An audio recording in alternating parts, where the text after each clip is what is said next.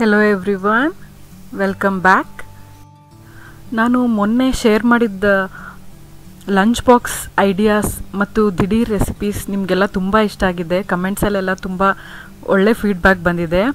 So ಇನ್ನಷ್ಟು ಆ ರೀತಿ ರೆಸಿಪೀಸ್ನ ಶೇರ್ ಮಾಡಬೇಕು ಅಂತ ಇವತ್ತು ನಾನು ಇನ್ನೂ 3 ರೆಸಿಪೀಸ್ನ ನಿಮ್ಮ ಮುಂದೆ ತರ್ತಾ ಇದ್ದೀನಿ. ಈ ರೀತಿ ಮತ್ತಷ್ಟು ವಿಡಿಯೋಸ್ಗಾಗಿ ನಮ್ಮ ಚಾನಲ್ನ ಲೈಕ್ ಮಾಡಿ, ಶೇರ್ ಮಾಡಿ, ಹಾಗೆ ಸಬ್ಸ್ಕ್ರೈಬ್ ಮಾಡೋದನ್ನು ಮರಿಬೇಡಿ. ಹಾಗೆ ಸಬ್ಸ್ಕ್ರೈಬ್ ಬಟನ್ ಪಕ್ಕದಲ್ಲಿರೋ ಬೆಲ್ ಐಕನ್ನ ಕ್ಲಿಕ್ ಮಾಡೋದ್ರಿಂದ ನಾನು ಯಾವ ರೆಸಿಪಿ ನೋಟಿಫಿಕೇಷನ್ನು ನಿಮಗೆ ಮಿಸ್ ಆಗೋದಿಲ್ಲ. ಸೊ ಬನ್ನಿ ಶುರು ಮಾಡೋಣ. ನಮ್ಮ ಫಸ್ಟ್ ರೆಸಿಪಿ ಉಚ್ಚೆಳ್ಳು ಯೂಸ್ ಮಾಡಿ ಸಾರು ಹೇಗೆ ಮಾಡೋದು ಅಂತ ಹೇಳ್ತಾ ಇದ್ದೀನಿ. ಇದು ತುಂಬಾ ಫಾಸ್ಟಾಗಿ ಆಗುತ್ತೆ, ತುಂಬ ಈಸಿ. ಯೂಶ್ವಲಿ ನಾವು ಜರ್ನಿ ಮಾಡಿ ಬಂದು ತುಂಬ ಸುಸ್ತಾಗಿರುತ್ತೆ, ಅಡುಗೆ ಮಾಡೋಕ್ಕೆ ಬೋರು, ತುಂಬ ಟೈಮ್ ತೊಗೊಳ್ಳೋ ಅಡುಗೆ ಮಾಡೋಕ್ಕೆ ಆಗೋದಿಲ್ಲ, ತುಂಬ ಸುಸ್ತಾಗಿರುತ್ತೆ. ಆ ಟೈಮಲ್ಲಿ ನಾವು ಈ ಸಾರು ಮಾಡ್ತೀವಿ, ತುಂಬ ಟೇಸ್ಟಿಯಾಗಿರುತ್ತೆ. ನೀವು ಕೂಡ ಈ ರೆಸಿಪಿನ ತುಂಬ ಅರ್ಜೆಂಟಲ್ಲಿ ಯಾವಾಗಾದರೂ ಮಾಡುವಾಗ ಅಥವಾ ಮನೆ ಕೆಲಸ ಜಾಸ್ತಿ ಇರುತ್ತೆ, ಅಡುಗೆ ತುಂಬ ಟೈಮ್ ಸ್ಪೆಂಡ್ ಮಾಡಿ ಮಾಡೋಕ್ಕಾಗೋದಿಲ್ಲ ಅಂದಾಗ ಈ ರೆಸಿಪಿನ ಟ್ರೈ ಮಾಡಿ. ಎಷ್ಟು ಫಾಸ್ಟಾಗಿ ಆಗುತ್ತೋ ಅಷ್ಟೇ ಟೇಸ್ಟಿಯಾಗಿರುತ್ತೆ. ಇದಕ್ಕೆ ನಾನು ಫಸ್ಟ್ ಚಟ್ನಿ ರುಬ್ಕೋತಾ ಇದ್ದೀನಿ. ಚಟ್ನಿ ಮಾಡೋಕ್ಕೆ ಮೊದಲಿಗೆ ಜಾರ್ನಲ್ಲಿ ನಾನು ತೆಂಗಿನಕಾಯಿನ ಈ ರೀತಿ ಸಣ್ಣ ಸಣ್ಣ ಪೀಸಸ್ ಆಗಿ ಕಟ್ ಮಾಡಿ ಹಾಕ್ತಾಯಿದ್ದೀನಿ. ನಾನು 1/4 ಹೋಳಷ್ಟು ತೆಂಗಿನಕಾಯಿ ತೊಗೊಂಡಿದ್ದೀನಿ. ನೆಕ್ಸ್ಟ್ ಇದಕ್ಕೆ ನಾನು 3ರಿಂದ 4 ಬೆಳ್ಳುಳ್ಳಿ ಎಸಳುಗಳು ಹಾಕ್ತಾಯಿದ್ದೀನಿ. 1 ಟೀ ಸ್ಪೂನಷ್ಟು ಖಾರದ ಪುಡಿ, 1 ಟೀ ಸ್ಪೂನಷ್ಟು ಸಾಂಬಾರ್ ಪೌಡರ್, 1/4 ಟೀ ಸ್ಪೂನಷ್ಟು ಜೀರಿಗೆ. ನಾವು ಈ ಸಾರನ್ನ ತುಂಬ ಫ್ರೀಕ್ವೆಂಟಾಗಿ ಮಾಡ್ತೀವಿ. ಸೊ ನಾನು ಉಚ್ಚೆಳ್ಳನ್ನು ಮುಂಚೆನೇ ನಾನು ತವಾ ಮೇಲೆ ಹುರ್ಕೊಂಡು ಲೈಟಾಗಿ ರೋಸ್ಟ್ ಮಾಡಿ ತಣ್ಣಗೆ ಮಾಡಿ ಈ ರೀತಿ ಡಬ್ಬದಲ್ಲಿ ಹಾಕಿಟ್ಕೊಂಡಿದ್ದೀನಿ. ಅದನ್ನು 1 ಟೀ ಸ್ಪೂನ್ ಹಾಕಿದ್ದೀನಿ. ಮತ್ತು ಒಂದು ಚಿಕ್ಕ ಬಾಲಷ್ಟು ಹುಣಸೆ ಹಣ್ಣು ಹಾಕಿದ್ದೀನಿ. ಈಗ ಇದನ್ನು ಪೇಸ್ಟ್ ಆಗೋ ತನಕ ರುಬ್ಕೋಬೇಕು. ಈಗ ನೋಡಿ ಚೆನ್ನಾಗಿ ಪೇಸ್ಟ್ ಆಗಿದೆ.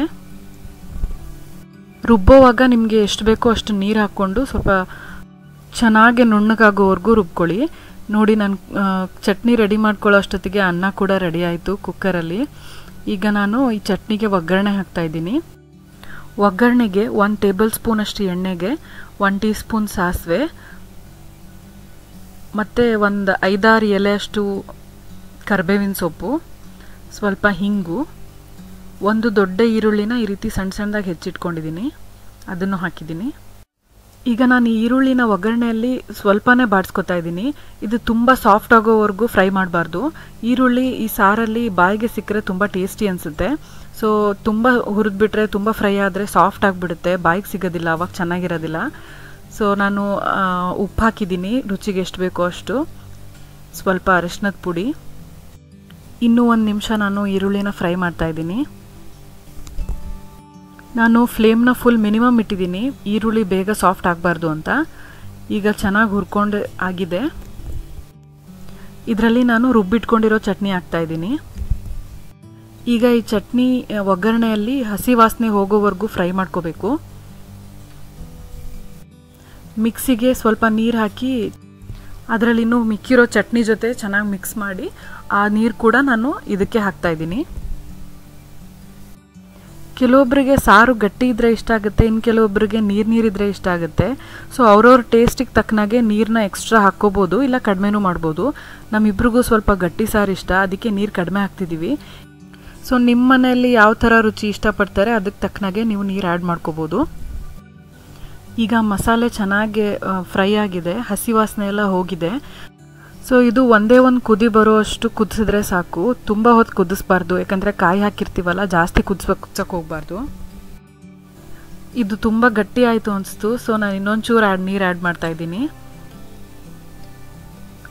ಸೊ ಈಗ ಕನ್ಸಿಸ್ಟೆನ್ಸಿ ಕರೆಕ್ಟ್ ಆಗಿದೆ. ಸೊ ಸಾರು ರೆಡಿ ಆಯಿತು. ಈಗ ನಾನು ಇದಕ್ಕೆ ಗಾರ್ನಿಷ್ ಮಾಡೋಕ್ಕೆ ಸ್ವಲ್ಪ ಕೊತ್ತಂಬರಿ ಸೊಪ್ಪು ಹಾಕ್ತಾಯಿದ್ದೀನಿ ಮೇಲಿಂದ. ನಿಮಗೆ ಈರುಳ್ಳಿ ಇನ್ನೂ ತುಂಬ ಇಷ್ಟ ಇರೋರು ಮೇಲಿಂದ ಹಸಿ ಈರುಳ್ಳಿ ಕೂಡ ಮತ್ತಷ್ಟು ಆ್ಯಡ್ ಮಾಡ್ಕೋಬೋದು. ನೋಡಿದ್ರಲ್ಲ ಎಷ್ಟು ಫಾಸ್ಟಾಗಿ ಸಾರು ರೆಡಿಯಾಗೋಯ್ತು ಅಂತ. ಕೆಲವು ಸಲ ಮನೆಯಲ್ಲಿ ಏನು ತರಕಾರಿನೇ ಇರೋದಿಲ್ಲ ಮಾಡೋಕ್ಕೆ, ಆವಾಗ ಏನು ಮಾಡಬೇಕು ಅಂತಲೇ ಗೊತ್ತಾಗೋದಿಲ್ಲ. ಆ ಟೈಮಲ್ಲಿ ನೀವು ಇದನ್ನು ಮಾಡಿ, ತುಂಬ ಚೆನ್ನಾಗಿರುತ್ತೆ. ಅನ್ನದ ಜೊತೆ ಉಚ್ಚೆಳ್ಳು ಸಾರು ಜೊತೆ ಬಾಯ್ಲ್ಡ್ ಎಗ್ ಇಲ್ಲಾಂದರೆ ಆಮ್ಲೆಟ್ ಈ ರೀತಿ ಯಾವುದಾದ್ರೂ ನೆಂಚ್ಕೊಳ್ಳೋಕ್ಕೆ ಮಾಡ್ಕೊಂಡು ತಿಂದರೆ ಇನ್ನೂ ತುಂಬ ಚೆನ್ನಾಗಿರುತ್ತೆ ಕಾಂಬಿನೇಷನ್. ಚಿಕನ್ ಡ್ರೈ ಕೂಡ ಚೆನ್ನಾಗಿರುತ್ತೆ. ನಿಮ್ಮ ಟೇಸ್ಟಿಗೆ ತಕ್ಕನಾಗೆ ನೀವೇನಾದರೂ ನೆಂಚ್ಕೊಳ್ಳೋಕೆ ಮಾಡ್ಕೊಂಡು ತಿನ್ಬೋದು. ನೀವು ಡೆಫಿನೆಟ್ಲಿ ಎಂಜಾಯ್ ಮಾಡ್ತೀರಾ. ಈ ರೆಸಿಪಿನ ನೀವು ಟ್ರೈ ಮಾಡಿ ಹೇಗಾಯಿತು ಅಂತ ನಾನು ಕಮೆಂಟ್ ಸೆಕ್ಷನಲ್ಲಿ ಹೇಳೋದು ಮಾತ್ರ ಮರಿಬೇಡಿ.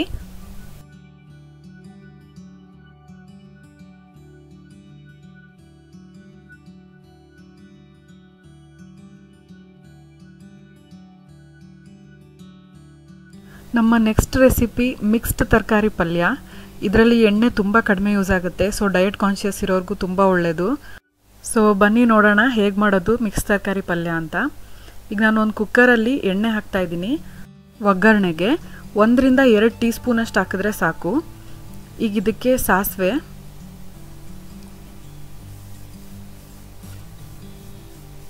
ಸ್ವಲ್ಪ ಜೀರಿಗೆ,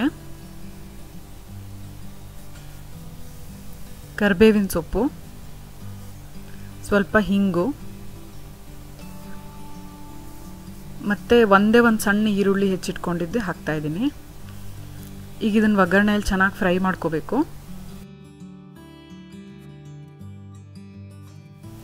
ಈಗ ಈರುಳ್ಳಿ ಸ್ವಲ್ಪ ಫ್ರೈ ಆಗಿದೆ. ನೆಕ್ಸ್ಟ್ ನಾನು ಅರಿಶಿನದ ಪುಡಿ, ಖಾರದ ಪುಡಿ ಇದೆರಡೂ ಹಾಕಿ ಮತ್ತೆ ಒಂದು ಸಲ ಫ್ರೈ ಮಾಡ್ತಿದ್ದೀನಿ. ಒಂದು 30 ಸೆಕೆಂಡ್ಸ್ ಫ್ರೈ ಮಾಡಿದ್ರೆ ಸಾಕು. ಇದಕ್ಕೆ ನಾನು ಒಂದು ಚಿಕ್ಕ ಟೊಮ್ಯಾಟೊ ಹಾಕ್ತಾ ಇದ್ದೀನಿ.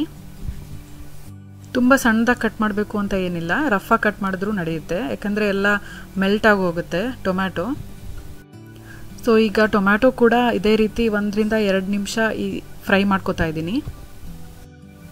ಈಗ ಟೊಮ್ಯಾಟೊ ಲೈಟಾಗಿ ಫ್ರೈ ಆಗಿದೆ. 1 ಟೀ ಸ್ಪೂನ್ ಸಾಂಬಾರ್ ಪೌಡರ್ ಹಾಕ್ತಾ ಇದ್ದೀನಿ.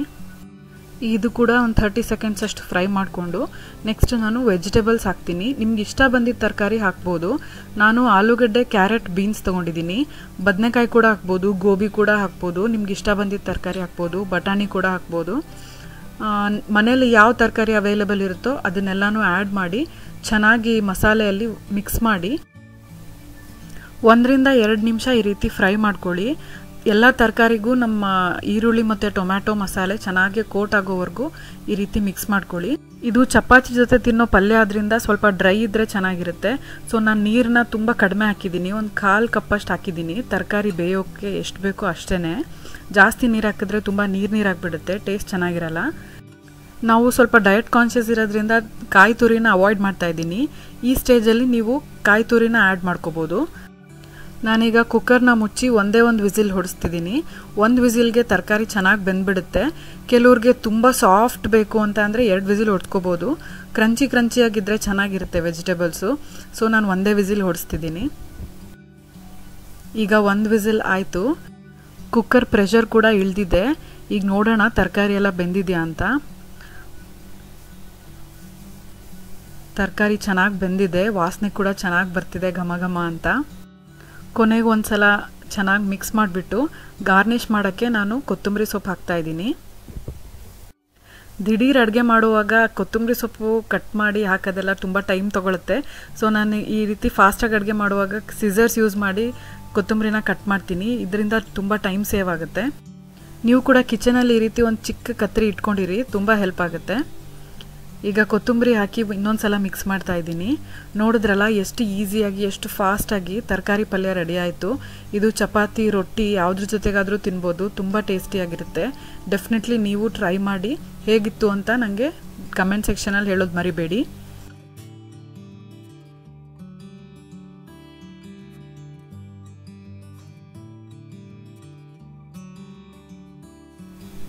ಈಗ ನಮ್ಮ 3ನೇ ರೆಸಿಪಿ ಸ್ಟಾರ್ಟ್ ಮಾಡೋಣ. ಇದು ಆಲೂಗಡ್ಡೆ ಬದನೆಕಾಯಿ ಪಲ್ಯ. ಇದು ನಮ್ಮ ಅತ್ತೆಯಿಂದ ಕಲ್ತಿದ್ದು. ಇವತ್ತಿನ 3 ರೆಸಿಪೀಸಲ್ಲಿ ಫಸ್ಟ್ ಮತ್ತು ಲಾಸ್ಟ್ ರೆಸಿಪಿ ನಮ್ಮ ಅತ್ತೆಯಿಂದ ಕಲ್ತಿದ್ದು, ಮತ್ತು 2ನೇ ರೆಸಿಪಿ ಅಮ್ಮನಿಂದ ಕಲ್ತಿದ್ದು. 3 ರೆಸಿಪಿನೂ ನಂಗೆ ತುಂಬ ಇಷ್ಟ. ನಾನು ಆಲೂಗಡ್ಡೆ ಬದನೆಕಾಯಿ ಪಲ್ಯ ಮಾಡೋಕ್ಕೆ ಬಾಣಲಿ ಇಟ್ಕೊಂಡಿದ್ದೀನಿ, ಬಿಸಿಯಾಗಿದೆ. ಈಗ ಇದಕ್ಕೆ ನಾನು 1 ಟೇಬಲ್ ಸ್ಪೂನಷ್ಟು ಎಣ್ಣೆ ಹಾಕ್ತಾ ಇದ್ದೀನಿ. ಈಗ ಎಣ್ಣೆ ಕಾದಿದೆ. ನೆಕ್ಸ್ಟ್ ನಾನು ಸಾಸಿವೆ, ಜೀರಿಗೆ, ಹಿಂಗು, ಕರಿಬೇವಿನ ಸೊಪ್ಪು ಮತ್ತು 1 ದೊಡ್ಡ ಹೆಚ್ಚಿಟ್ಕೊಂಡಿರೋ ಈರುಳ್ಳಿ ಹಾಕ್ತಾ ಇದ್ದೀನಿ. ಈಗ ಇದನ್ನು ಚೆನ್ನಾಗಿ ಫ್ರೈ ಮಾಡಬೇಕು. ಈರುಳ್ಳಿ ಚೆನ್ನಾಗಿ ಸಾಫ್ಟ್ ಆಗೋವರೆಗೂ ಫ್ರೈ ಮಾಡಬೇಕು ಇದರಲ್ಲಿ. ಈಗ ಈರುಳ್ಳಿ ಸ್ವಲ್ಪ ಸಾಫ್ಟ್ ಆಗಿದೆ. ನೆಕ್ಸ್ಟ್ ನಾನು ಆಲೂಗಡ್ಡೆನ ಈ ರೀತಿ ತೆಳ್ಳಗೆ ಉದ್ದುದ್ದಕ್ಕೆ ಕಟ್ ಮಾಡಿದ್ದೀನಿ. ಈ ಪಲ್ಯದಲ್ಲಿ ಈ ರೀತಿ ಕಟ್ ಮಾಡಿದ್ರೆ ತುಂಬ ಬೇಗ ಬೇಯುತ್ತೆ ಮತ್ತು ತುಂಬ ಟೇಸ್ಟಿಯಾಗೂ ಇರುತ್ತೆ. ನೆಕ್ಸ್ಟ್ ನಾನು ಬದನೆಕಾಯಿ ಹಾಕ್ತಾಯಿದ್ದೀನಿ. ನಾನು 3 ಚಿಕ್ಕ ಚಿಕ್ಕ ಆಲೂಗಡ್ಡೆ ಮತ್ತು 2 ದೊಡ್ಡ ಬದನೆಕಾಯಿ ತೊಗೊಂಡಿದ್ದೀನಿ. 2 ಈಕ್ವಲ್ ಪ್ರಪೋರ್ಷನ್ ಇರಬೇಕು. ನಾವು ಇದನ್ನು ಒಗ್ಗರಣೆಯಲ್ಲಿ ಚೆನ್ನಾಗಿ ಹುರ್ಕೋಬೇಕು. ಆಲೂಗಡ್ಡೆ ಚೆನ್ನಾಗಿ ಸಾಫ್ಟ್ ಆಗೋವರೆಗೂ ಹುರ್ಕೋಬೇಕು. ನಾವು ಮಸಾಲೆ ಎಲ್ಲ ಹಾಕಿದ್ಮೇಲೆ ಆಲೂಗಡ್ಡೆ ಬೇಯೋದು ಕಷ್ಟ. ಸೊ ಎಣ್ಣೆಯಲ್ಲಿ ಫ್ರೈ ಮಾಡ್ತಾನೆ ಆದಷ್ಟು ಬೇಯಿಸ್ಕೊಂಡು ಬಿಡಬೇಕು. ನಾನು ರುಚಿಗೆ ತಕ್ಕಷ್ಟು ಉಪ್ಪು ಹಾಕ್ತಾಯಿದ್ದೀನಿ. ಈ ಸ್ಟೇಜಲ್ಲಿ ಉಪ್ಪು ಹಾಕೋದ್ರಿಂದ ಆಲೂಗಡ್ಡೆ ಮತ್ತು ಈರುಳ್ಳಿ ಎಲ್ಲ ನೀರು ಬಿಟ್ಕೊಂಡು ಅದೇ ನೀರಲ್ಲಿ ಆಲೂಗಡ್ಡೆ ಚೆನ್ನಾಗಿ ಸ್ಟೀಮಲ್ಲಿ ಬೇಯುತ್ತೆ. ಈ ರೆಸಿಪಿಯಲ್ಲಿ ನಾವು ಎಕ್ಸ್ಟ್ರಾ ನೀರು ಆ್ಯಡ್ ಮಾಡೋದಿಲ್ಲ. ಸೊ ತರಕಾರಿಯಲ್ಲಿ ಬಿಟ್ಕೊಂಡಿರೋ ನೀರಲ್ಲೇ ಫ್ರೈ ಆಗಬೇಕು. ಈಗ ಉಪ್ಪೆಲ್ಲ ಚೆನ್ನಾಗಿ ಮಿಕ್ಸ್ ಆಗಿದೆ. ನಾನು ಅದರದ್ದೇ ಸ್ಟೀಮಲ್ಲಿ ಬೇಯಲಿ ಅಂತ ಪಾತ್ರೆನ ಮುಚ್ಚಿಟ್ಟು ಬೇಯಿಸ್ತಾ ಇದ್ದೀನಿ. ಈಗ ತರಕಾರಿ ಎಲ್ಲ ಒಂದು 70% ಅಷ್ಟು ಬೆಂದಿದೆ. ನಾನು ಈಗ ಇದಕ್ಕೆ ಅರಿಶಿನದ ಪುಡಿ, ಖಾರದ ಪುಡಿ, 1 ಟೀ ಸ್ಪೂನ್ ಸಾಂಬಾರ್ ಪೌಡರ್ ಮತ್ತು 1 ದೊಡ್ಡ ಟೊಮ್ಯಾಟೊ ಕಟ್ ಮಾಡಿ ಹಾಕ್ತಾಯಿದ್ದೀನಿ. ಈಗ ಇದನ್ನೆಲ್ಲ ಒಂದು ಸಲ ಮಿಕ್ಸ್ ಮಾಡಿಬಿಟ್ಟು ಈ ರೀತಿ ನೋಡಿ ಎಲ್ಲ ಮಸಾಲ ತರಕಾರಿಗೆಲ್ಲ ಚೆನ್ನಾಗಿ ಕೋಟ್ ಆಗೋವರೆಗೂ ಮಿಕ್ಸ್ ಮಾಡಿಬಿಟ್ಟು ನಾನು ಟೊಮ್ಯಾಟೊ ಸಾಫ್ಟ್ ಆಗೋವರೆಗೂ ಮುಚ್ಚಿಟ್ಟು ಮತ್ತೆ ಸ್ಟೀಮಲ್ಲಿ ಬೇಯಿಸ್ತಾ ಇದ್ದೀನಿ. ನಾವು ನೀರು ಹಾಕದೆ ಬೇಯಿಸಿರೋದ್ರಿಂದ ತಳ ಹತ್ಕೊಳ್ಳೋ ಚಾನ್ಸಸ್ ಇರುತ್ತೆ. ಸೊ ಸ್ಟೀಮಲ್ಲಿ ಬೇಯಬೇಕಾದ್ರೆ ಮಧ್ಯದಲ್ಲಿ ಮುಚ್ಚಳ ತೆಗೆದು ಈ ರೀತಿ ಮಧ್ಯದಲ್ಲಿ ಕೈ ಆಡಿಸ್ತಾ ಇರಬೇಕು, ಇಲ್ಲಾಂದರೆ ತಳ ಹತ್ಬಿಡುತ್ತೆ. ಇದೇ ರೀತಿ ಮಧ್ಯದಲ್ಲಿ ತಿರುಗಿಸ್ತಾ 15 ನಿಮಿಷದವರೆಗೂ, ಅಂದರೆ ಆಲೂಗಡ್ಡೆ ಬದನೆಕಾಯಿ ಎಳೆದಿದ್ರೆ ಚೆನ್ನಾಗಿ ಬೇಗ ಬೆಂದ್ಬಿಡುತ್ತೆ. ಆಲೂಗಡ್ಡೆ ಬೇಯೋವರೆಗೂ ನೀವು ಈ ರೀತಿ ಫ್ರೈ ಮಾಡ್ತಾನೆ ಇರಬೇಕು. ಈಗ ಆಲೂಗಡ್ಡೆನೂ ಚೆನ್ನಾಗಿ ಫ್ರೈ ಆಗಿದೆ.